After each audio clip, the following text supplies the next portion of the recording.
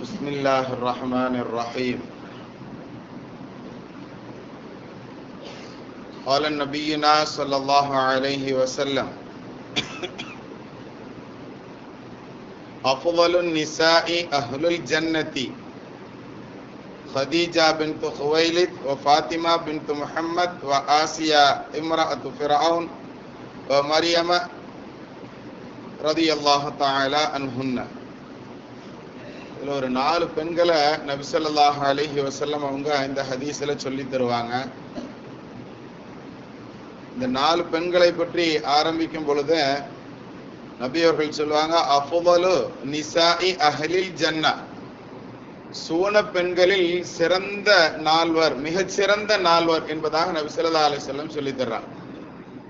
சுவனத்து பெண்களிலேயே இந்த 4 பெண்கள் ரொம்ப மிகச்சிறந்தவர்கள். அஃதல் அப்படிங்கிற இந்த காலத்துல அது மாதிரி நாம சொல்ல இயலுமா அப்படிங்கிறத கொஞ்சம் கற்பனையில் நாம் யோசித்து பார்க்கணும்.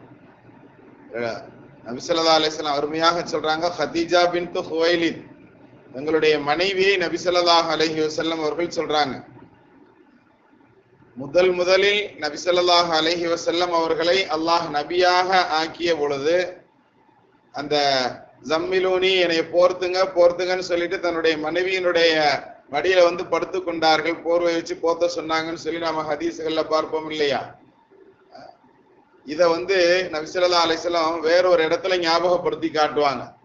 எதுக்கு எப்ப பார்த்தாலும் ஹதீஜா அவங்கள பத்தி அந்த வயதான பெண்மணியை பத்தி பேசினா மட்டும் உங்களுக்கு அவ்வளவு முகத்துல பொலிவு வந்துருது அப்படின்னு சொல்லி மற்ற மனைவியர்கள், அது ஆயிஷா போன்ற இளம் மனைவிகள் கேட்கும் போது நபி ஸல்லல்லாஹு அலைஹி வஸல்லம் அவர்கள் சொன்னாங்களா, அப்ப இந்த வார்த்தையை ஞாபகம் காட்டுவாங்க.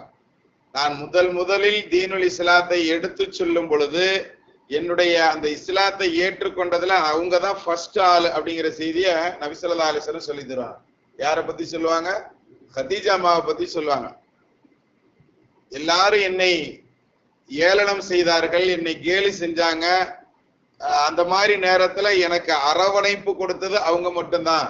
அது மட்டும் இல்ல, மற்ற எந்த மனைவிக்கும் எனக்கு அல்லாஹ்தாலா என்ன செய்யல, குழந்தை பேரு பாக்கியம் அப்படிங்கறத எனக்கு ஏற்படுத்தல. எனக்கு ஹதீஜா மூலம் தான் அல்லாஹ் அல்ஹம்துலில்லாஹ் 6 குழந்தைகளை அல்லாஹ் கொடுத்தான் அப்படிங்கிற அது போன்ற அவங்களை பற்றி உண்டான சிறப்பான விஷயங்களை எல்லாம் என்ன செய்வாங்க, நபி ஸல்லல்லாஹு அலைஹி வஸல்லம் சொல்லி காட்டிக்கிட்டே இருப்பாங்க. அவர்களுடைய, அதாவது ஹதீஜா அம்மாவுடைய தோழிகள் பிற்காலங்களில், அதாவது நபி ஸல்லல்லாஹு அலைஹி வஸல்லம் அவங்க வீட்டுல இருக்கும் பொழுது அனுமதி கேட்பாங்களா, வந்தாங்க அப்படின்னு சொன்னா ஹதீஜா அம்மா என்ன செய்வாங்களா, இருக்கிற செல்வங்கள்லாம் எடுத்து அந்த வரக்கூடிய தோழிகளுக்கு கொடுத்து அனுப்புவாங்களாம். ஹதீஜா அம்மாட்ட ஏதாவது வாங்கிட்டு போகணுங்கிறதுக்காக வேண்டியே அந்த பெண்கள் எல்லாம் வருவார்கள்.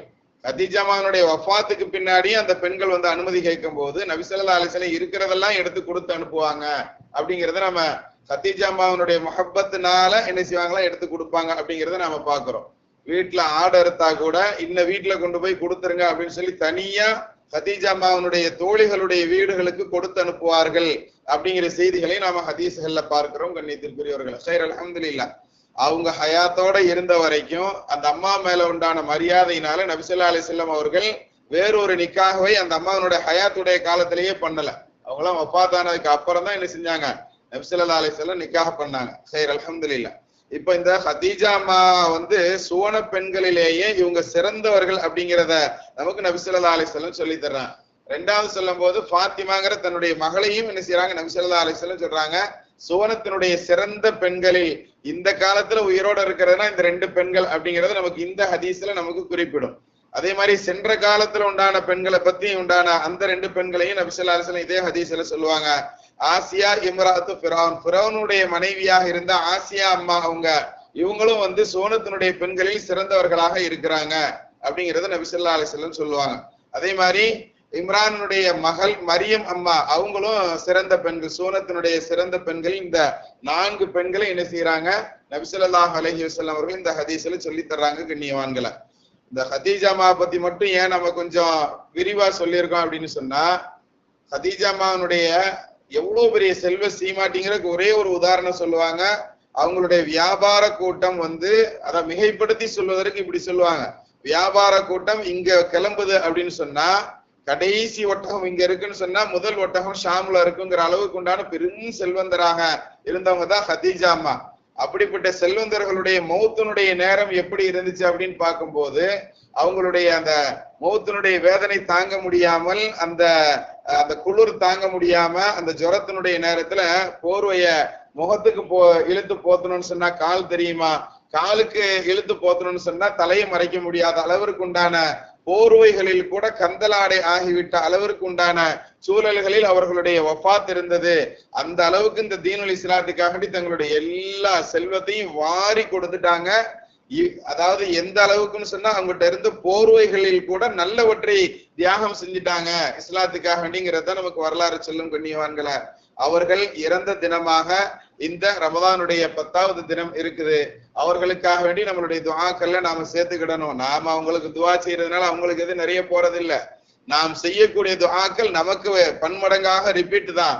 ஒரு செவத்துல ஒரு பந்தை எறிகிறோம் அப்படின்னு சொன்னா அந்த பந்தை செவத்துக்கு நாம கொடுக்கல, அது செவத்துக்கு எவ்வளவு ஸ்பீடுல போதோ அதே மாதிரி 2 மடங்கு ஸ்பீடுல நம்மகிட்ட திரும்ப வர்றதுங்கிறது இயல்பு.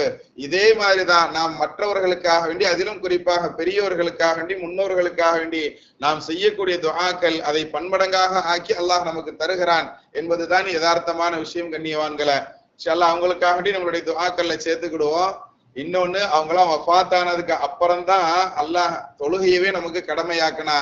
தீனுல் இஸ்லாத்துக்குள்ள கலிமா சொன்னதும் இந்த தான தர்மங்கள் செய்ததும் மட்டும்தான் அவர்களுடைய அசல் நல்ல காரியங்கள்ல உண்டான விஷயம். ஆனால் இதை வைத்து சொர்க்கத்தினுடைய சிறந்த பெண்மணிகளாக ஆகியிருக்கிறாங்க அப்படிங்கறத நாம கவனத்துல எடுக்கணும். ஒரு நேர தொழுகை கூட அவர்கள் தொழுது இல்லை என்பதுதான் யதார்த்தமான விஷயம். பரலான தொழுகையை நான் சொல்றேன். நஃபிலான தொழுகை அது நபி ஸல்லல்லாஹு அலைஹி வஸல்லம் பிரத்யேகமாக சொல்லி கொடுத்திருக்காங்களா, தொழுதாங்களா இல்லையாங்கிறதுலாம் அப்புறம். ஒரு ஃபர்லை கூட அவர்கள் இதுவரைக்கும் தொழுகல. ஆனா சூனத்தினுடைய தலைவி என்பதை கவனத்துல கொள்ளணும். நாம இவ்வளவு தொழுகிறோமே, அவங்களோட நாமெல்லாம் சிறப்பு அப்படிங்கிற அந்த அந்தஸ்துக்கு போயிட முடியாதுங்கிறதுனால தான் நபி ஸல்லல்லாஹு அலைஹி வஸல்லம் ரொம்ப தெளிவா சொல்றாங்க, அஃதலு நிசாஇ அஹ்லில் ஜன்னா, சுவனத்து பெண்களிலேயே மிகச்சிறந்தவர்கள்ங்கிற அந்த போஸ்டிங்கிறது அவ்வளவு சீக்கிரம் நம்ம வாங்கிட முடியாது. அல்லாஹ் தஆலா அது போன்ற பாக்கியமான பெண்களுடைய பட்டியலில் நம்மளுடைய குடும்பத்தினர்களையும் அல்லாஹ் சேர்த்து அருள் புரிவானாக. பிஹக்கி சய்யிதினா வ ஆலி சய்யிதினா முஹம்மதின் ஸல்லல்லாஹு அலைஹி வஸல்லம்.